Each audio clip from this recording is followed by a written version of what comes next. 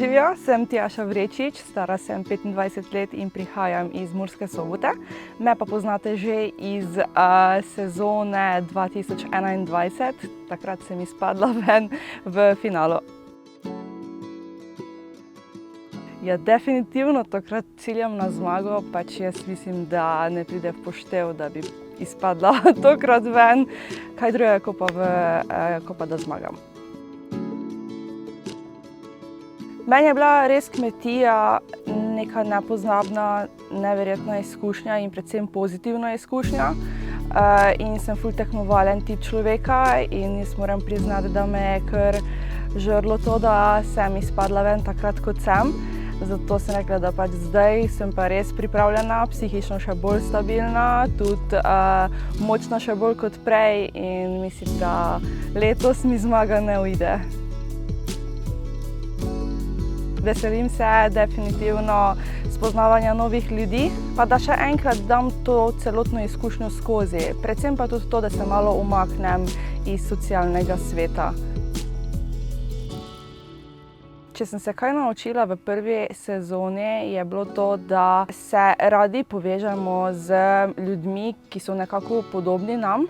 V mojem primeru recimo z športniki in takimi tipi ljudmi. No in kaj sem se zdaj naučila je to, da verjetno se bom povezala z takimi ljudmi, ampak to pomeni, da je to tudi konkurenca in da se tokrat tega moram izogibati in se pač mogoče posvetiti komu drugemu in vleči koga drugega s sabo naprej. Ja, definitivno vstopam z neko strategijo, z nekim planom.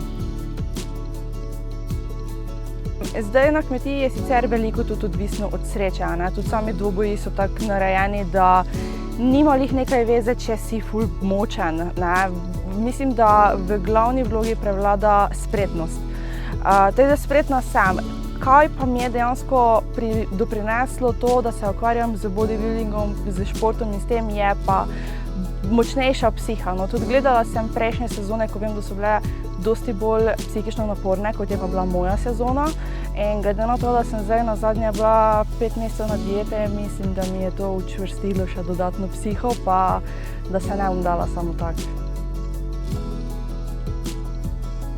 Jaz imam en svoj moto in sicer pač, če ne riskiraš, ne profitiraš. Tako da sem rekla, da riskiram. Mislim, vse pa lahko jem do konca življenja še, kaj želim. Tako da to ta 2 meseca ni nič.